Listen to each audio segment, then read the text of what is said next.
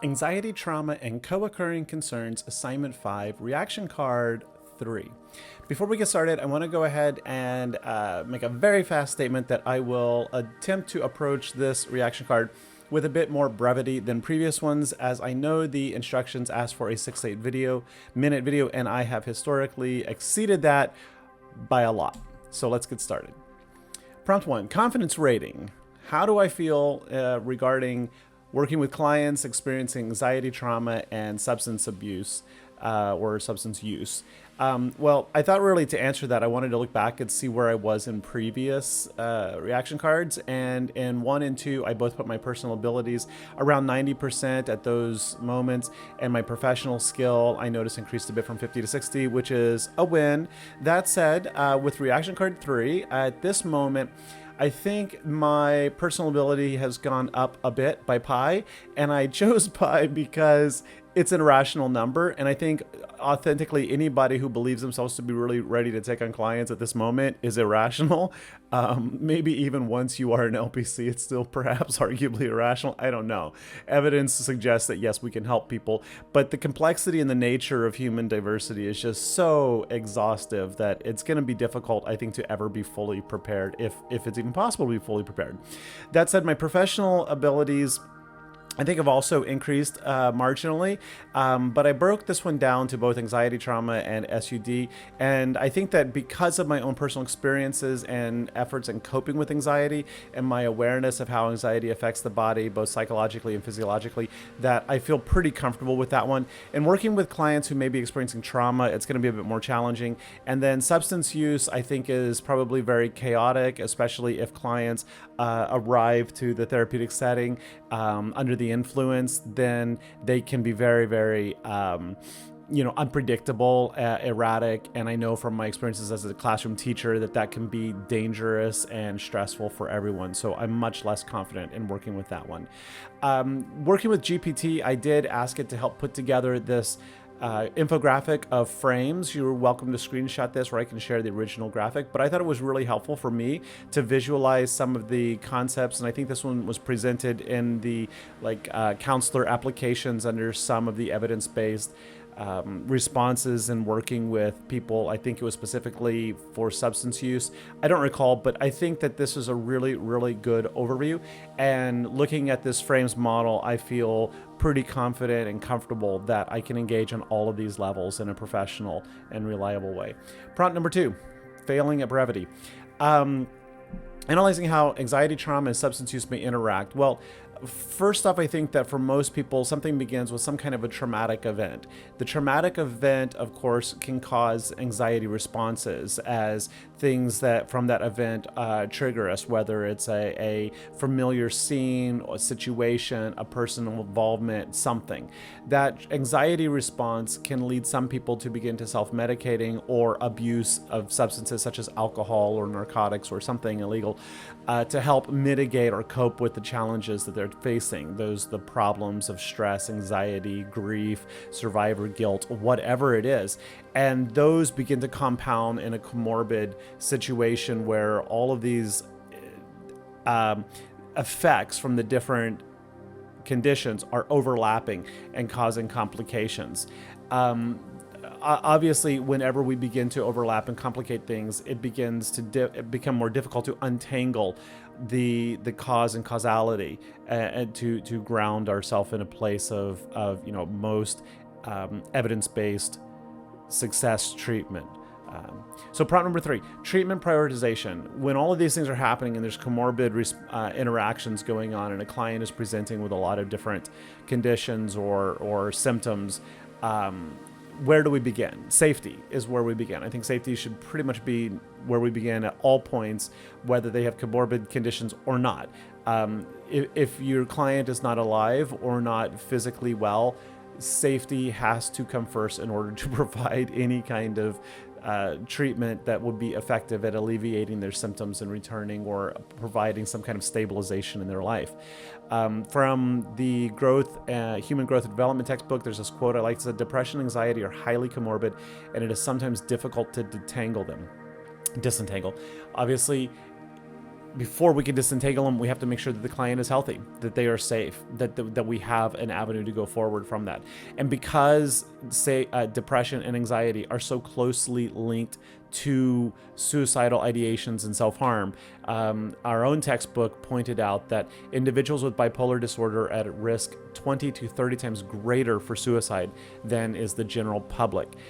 Again, a dead client is not one we can help, so we must assess their safety first. Identify one significant challenge when working with co-occurring concerns and analyze how it can impact the treatment. I think the biggest challenge for me is simply the chicken and egg concept, which came first, right? I give two examples here. Is a student with poor academic performance, are they disengaging from the learning process, social situations, peer groups, school in general, because they are low achieving, consistently failing, or is their disengagement what's causing those low achievements, right? Is something else causing them to pull back from the educational environment that then results in the consistent low school academic performance? Another one, of course, is like attachment and anxiety.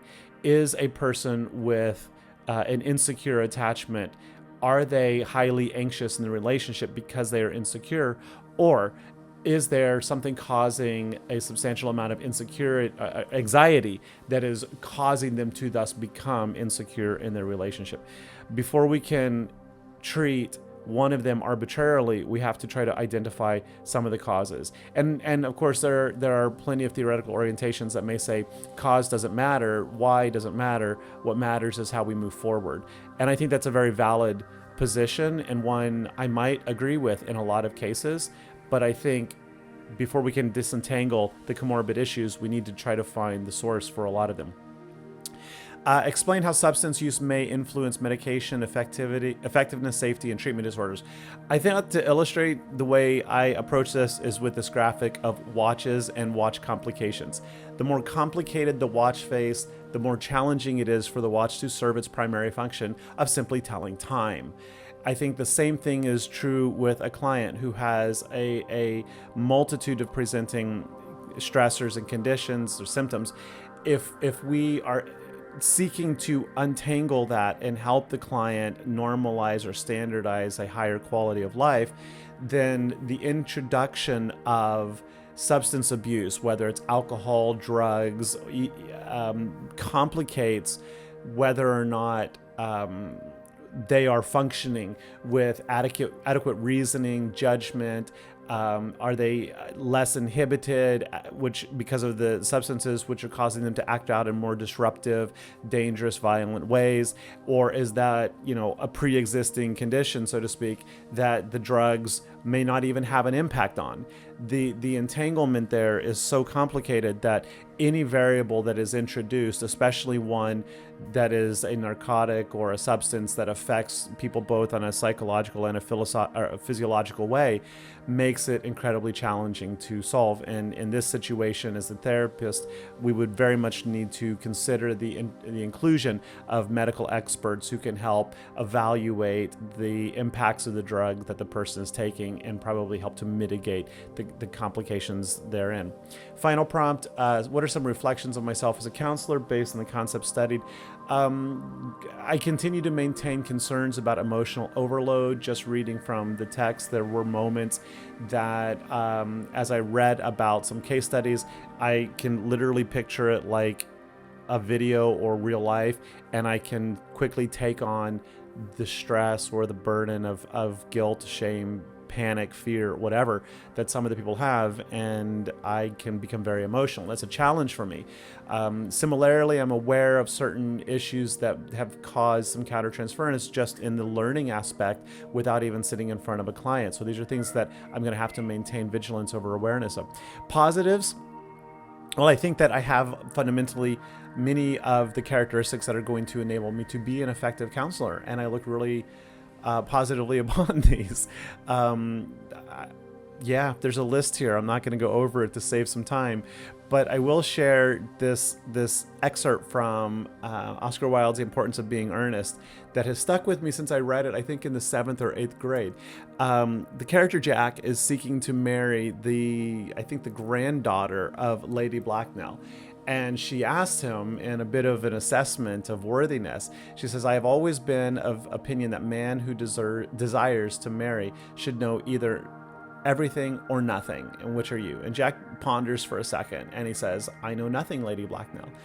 To which she's pleased. The implication of this is that I know a lot and I am confident in my knowledge. At the same time, there is so little of everything there is to know that I know, and I am very cognizant of that deficit. The world is far too vast for any one person to learn everything there is, even on any one subject. And so I feel very comfortable with where I am in terms of this point in the phase of study. And I am comforted by the fact that I know there's so much more to learn, but I'm not expected to, which is why I will eventually specialize in certain areas. And as clients present with areas outside of my competence, I will either engage in exploring and learning, or I will refer as appropriate. That bridge will be crossed when we arrive. Finally, references. I failed at brevity yet again. Thank you for watching. Bye-bye.